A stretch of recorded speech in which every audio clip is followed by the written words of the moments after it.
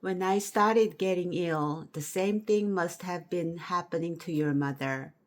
Was mother unable to say that she was in pain, pushed aside by father's illnesses? Because she took care of everyone in the family, mother was someone who couldn't be ill. When he turned 50, father started taking blood pressure medication, and his joints ached, and he developed cataracts. Right before mother went missing, father had a series of surgical procedures done on his knee over a year, and because it was difficult for him to urinate, he had an operation on his prostate. He collapsed from a stroke and went to hospital 3 times in 1 year, and each time he was released 15 days or a month later. The cycle was repeated. Every time this happened, mother slept at the hospital. The family hired an aide for father, but at night, mother had to sleep there. On the first night the aide slept at the hospital, father went to the bathroom, locked the door, and refused to come out. Mother, who was staying with Hyungchul, got a phone call from the aide, who didn't know what to do. Mother went to the hospital at once, even though it was the middle of the night, and soothed father, who was still locked inside the bathroom. It's me. Open the door. It's me. Father, who had refused to open the door no matter what anyone said, opened the door when he heard mother's voice. He was crouching next to the toilet. Mother helped him out of his bed. Father gazed at her for a while and finally fell asleep. He said he didn't remember any of this. The next day, you asked him why he had done that, and he asked you, "You mean I did what? I did that?" And worried you'd continue to question him. He quickly closed his eyes. "Mother has to rest too, father." Father had turned away. You knew that he was pretending to sleep, but listening to you and mother. Mother said she thought he had done it because he was afraid. He woke up and he wasn't at home, but at the hospital, where there were only strangers and no family, and he must have hidden himself, wondering where he was, frightened. What's what's so scary about this? Your father must have heard you muttering. Haven't you ever been scared? Mother glanced at father and continued in a low voice. Your father says that I do that sometimes too. He says when he wakes up in the middle of the night and I'm not there and he looks for me, I'm hiding in the shed or behind the well, waving my hands in front of me and saying, "Don't do that to me." He says he finds me shivering. You, mother? I don't remember doing that. Your father says he has to take me in and lay me down and give me some water, and finally I'd fall asleep. If I'm like that, I'm sure your father is afraid too. Afraid of what? Mother mumbled faintly. I think it was frightening just to live day by day. The most frightening thing was when there was nothing left in the rice jar. When I thought I had to let you children go hungry, my lips were dry with dread. There were days like that. Father never told you or anyone else in the family that mother acted that way sometimes. When you called him after mother went missing, he brought up random old stories to delay the end of your conversation, but he never told you that mother had gone to hide somewhere in the middle of the night while she was sleeping. You look at your watch. It's 10 in the morning. Is you been up? Has he had breakfast? Today you woke up at 6 in the morning in an old hotel facing Termini Station. After mother went missing, a heavy despair weighed down your body and your heart as if you were sinking in water. You made to rise from the bed, and Yubin, who was sleeping with his back to you, turned around and tried to embrace you. You took his arm and rested it gently on the bed. Rejected, he put his arm on his forehead and said, "You should sleep a little more."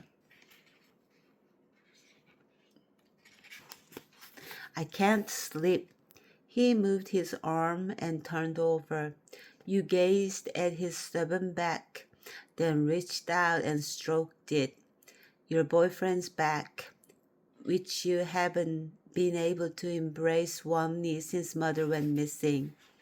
Your family, who were all exhausted from looking for mother, would often sink into silence when you were together. And then you would all act up. One of you would kick the door open to leave, or pour soju into a large beer mug and gulp it down, pushing away the memories of mother that were sprouting up all around you. You all thought one thing: if only mother were here. If only mother would say one more time from the other end of the phone, "It's me." Mother always said, "It's me." After she went missing, your family couldn't maintain any sort of conversation for more than 10 minutes. The question, "Where is mother now?" trickled in between whatever thoughts you had, making you anxious. "I think I want to be by myself today," you ventured. "What are you going to do by yourself?" he asked, still facing the other way.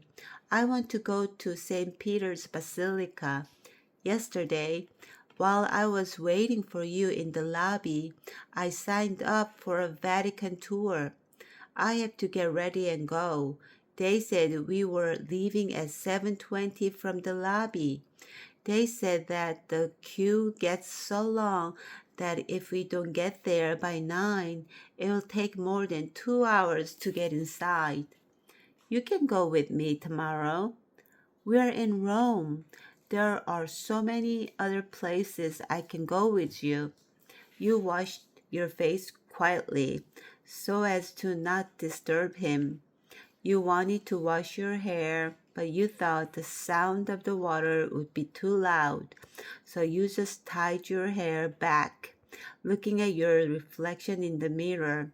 When you emerged from the bathroom after getting dressed, you said, as if you just remembered, "Thanks for bringing me here." He pulled the sheets over his face. You knew that he was being as patient as he could possibly be. He introduced you as his wife to people you met here. You would probably be his wife by now if mother had been found. After his morning seminar, you two were supposed to have lunch with a few other couples. If he went to lunch by himself, the others would ask him where his wife was. You glanced at your boyfriend, the sheet still pulled over his head, and left the room. After your mother went missing, you developed impulsive behaviors. You drank impulsively, and you would impulsively take a train down to your parents' home in the country. You stared at the ceiling of the studio, unable to sleep, then got up and ran around the streets of Seoul, passing flyers. Whether it was the middle of the night or at dawn, you once burst into a police station and screamed at them to find your mother. Hyungchul came to the police station after receiving a call and just stared at you. You screamed at your brother, who at a certain point had started to accept mother's absence, sometimes even going golfing. Find mother. Your scream was both a protest against people who knew mother and hatred of yourself, who hadn't been able to find her. Your brother calmly listened to your shrieking. How can you be like this? Why aren't you finding mother? Why? Why? All your brother could do was to walk the city with you at night. You'd search wearing the mink coat from your mother's wardrobe, which you'd brought with you last winter, or with the coat slung over your arm so that you could wrap it around mother, who was last seen wearing summer clothes. When you found her, your shadow holding the mink coat would be cast on the marble buildings as you walked among the sleeping homeless, using newspaper or ramen crates as blankets. You kept your phone on all the time, but now nobody called to say they had seen someone who looked like mother. One day, you went to Seoul Station, to the spot where mother was left behind, and bumped into your eldest brother, who was standing there aimlessly. You sat together, watching the underground trains come and go until service ended for the night. He said that at first, when he sat there like that, he thought mother would appear and tap him on the shoulder and say, "형철," but now he didn't think that was going to happen. He mentioned that he didn't think anymore, that the inside of his head was blank, that when he doesn't want to go home right away after work, he finds himself coming to the station. One holiday you went to his house. You saw your brother get out of the car with his golf clubs and screamed, "You asshole," and made a scene. If even your brother accepts mother's disappearance, who in the world is going to find her? You grabbed his clubs and threw them on the ground. Everyone was slowly becoming the son, daughter, and husband whose mother and wife was missing. Even without mother, daily life continued. Another time you went back in the early morning to the spot where mother had gone missing, and you again bumped into your brother. From behind, you grabbed him in a hug as he stood in the dawn light. He said that maybe it was only her children who thought of mother's life as being filled with pain and sacrifice because of our guilt. You might actually be diminishing her life as something useless. To his credit, he remembered something mother always said, even when the smallest positive thing happened. "I'm thankful. It's something we should be grateful for." Mother expressed gratitude for the small moments of happiness that everyone experienced. Your brother said the mother's gratitude came from the heart, that she was thankful about everything, that someone who was so grateful couldn't have led an unhappy life. When you said goodbye, your brother said he was afraid that mother wouldn't recognize him even if she came back. You told him that for mother, he was the most precious person in the world, that mother would always recognize him, no matter where he was or how he changed. When he was conscripted into the army and went to training camp. There was a day when parents were invited to visit. Mother made rice cakes and carried them her own head to see Hyungchul, with you in tow. Even though hundreds of soldiers were wearing the same clothes and showing off the same taekwondo moves, she was able to pick out your brother. To you, they all looked the same. But Mother smiled a great big smile and pointed. That's your brother. For once, you were peacefully talking about Mother with your brother. But then you raised your voice, asking why he hasn't doing more to look for her. Why are you talking about Mother as if she won't be able to come back? You yelled. He said, tell me, how am I supposed to find her? In his frustration, he ripped open the top few buttons of his white shirt under his suit jacket and ended up showing you his tears. After that, he stopped answering your calls. Only after Mother went missing did you realize that your stories were piled inside you in endless stacks. Mother's everyday life used to go on in a repeating loop without a break. Her everyday words, which you didn't think deeply about and sometimes dismissed as useless when she was with you, awoke in your heart, creating tidal waves. You realized that her life hadn't changed even after the war was over, and even when the family could afford to feed itself.